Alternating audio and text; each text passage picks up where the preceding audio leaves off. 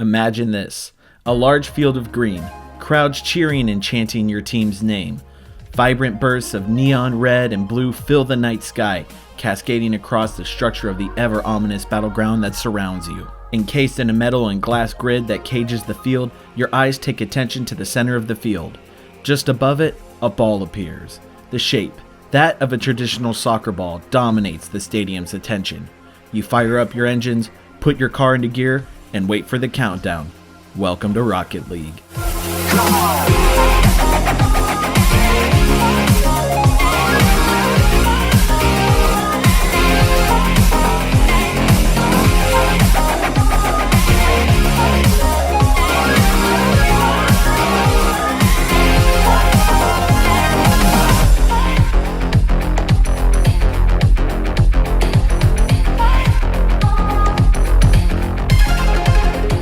Rocket League is enigmatic, to say the least. In an age of cynical consumers, shady business practices, and a plethora of other issues that are currently going on in the gaming industry, Rocket League serves as a beacon of the opposite. In this video, I'll be discussing how it separates itself from its peers and how it's a pioneer in both the sports and racing genres as a whole. So, what is this game exactly?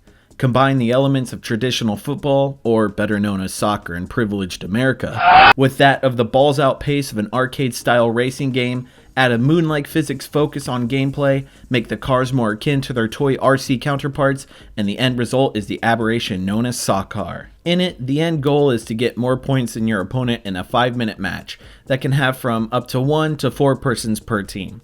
Like I said before, the gameplay is focused more on the physics aspect, meaning that you'll need to careen your car into the ball, ricochet and play around with either the stadium itself or with your teammate in order to get the ball into the goal.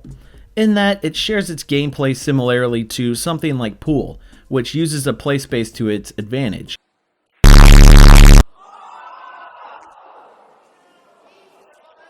You'll need to jump in specific directions towards the ball, almost as if you're the pool cue, and be able to anticipate where the ball will go, considering that your opponents aren't already prepared for your shot of choice. This is where the soccer aspect comes in, whether it's the attacker who's trying to get the ball into the goal or the goalie who's trying to, prevent that from happening.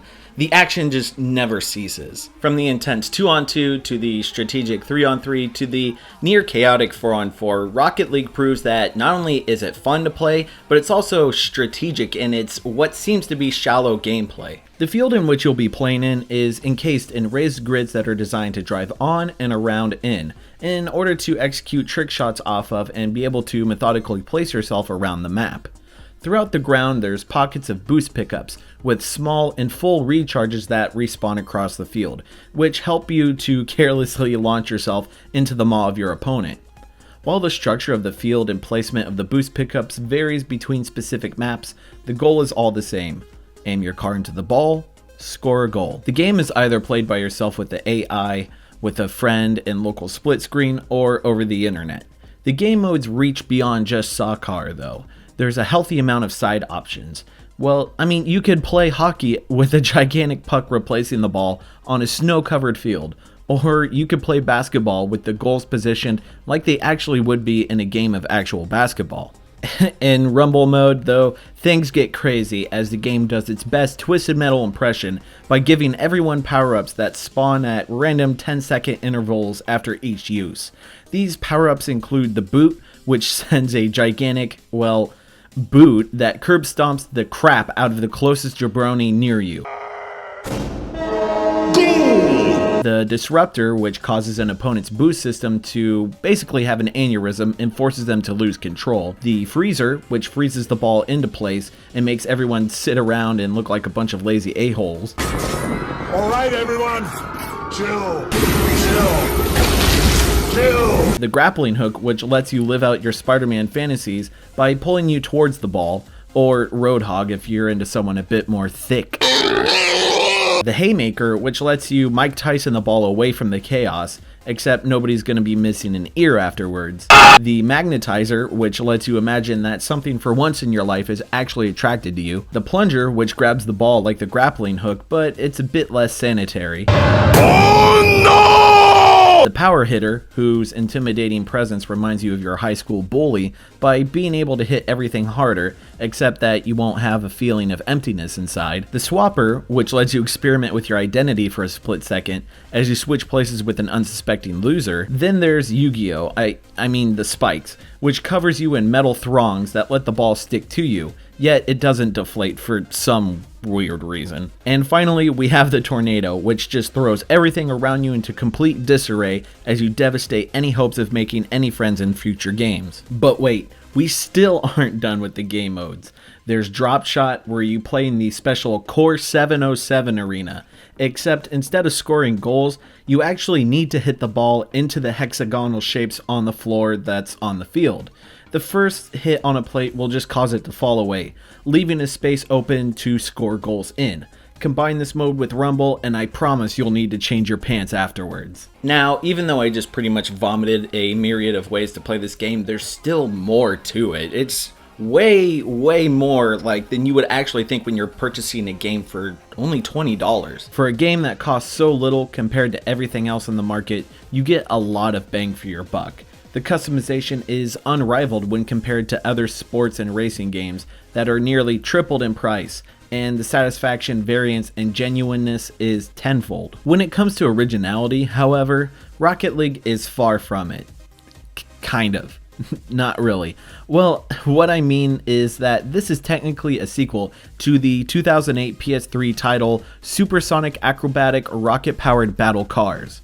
The game, like Rocket League, featured many of the same mechanics, except that it was a much more stripped down version, with less appealing visuals, fewer game modes, and that you could only play a handful of game modes online, whereas you would only be able to play the rest of them in single player mode only. It's worth checking out if you get the chance. It's only available on the PSN store for the PS3, but again, it's worth at least taking a look at the root form of one of gaming's most exhilarating concepts. Surprisingly, this is a game with a competitive scene that I'm actually interested in following. Thanks to the game's subtle yet intricate gameplay, watching professional players duke it out is incredibly entertaining to watch. Seeing them juggle the ball while using boosts to keep themselves elevated high enough to shoot the goal from above, only to be dashed instantly by an epic save, is delectably enjoyable to say the least. And when other elements are added in, like mutators or variances with game types, the watchability is increased even further. As someone who doesn't follow competitive play all that often, I've become entranced with the prowess and skill the players have that make an already great game look even better. The game is about to come up on its 2-year anniversary, and it's still pumping out free content. Unlike how other developers will release a game and within weeks or even days really, have DLC readily available for purchase, Rocket League and its developer Psyonix flip that script on its head. While yes, there is the option to buy DLC, most of it is just cosmetics, while virtually every new map and game mode that is released comes out for free for those who have already purchased the base title. It's essentially the gift that keeps on giving, and nets you few reasons to forget about it entirely. The 2-year update that's going to be released on July 5th includes a new arena, a bevy of new customization options for your car, 2 brand new cars, 18 new songs for the game's soundtrack, and the introduction of Rocket League Radio, whatever that may be. In conclusion, Rocket League is a shining example of what to do right in the current gaming industry. From fun, accessible gameplay to reasonable ways of making money off of its consumers, this game should not only be recognized for being fiercely stalwart, but also for being wholly unique. And there you have it, ladies and gentlemen. That's my first video game review on this channel. Let me know what you all think in the comment section down below, if there's any improvements that you'd like to see or anything else tried in this series. I do plan on making more game reviews in the future. It's probably just going to be PC stuff from now, but eventually once I get a capture card, I can start doing like PlayStation stuff, because I'm always wearing a PlayStation hat and I've always wanted to review games that I played throughout my childhood. Anyways, if you like this, remember to leave a like, put down a comment section down below, all that jazz. Anyways, I'm Tasty Snackies. You all have been wonderful, and I'll catch you on the flip side.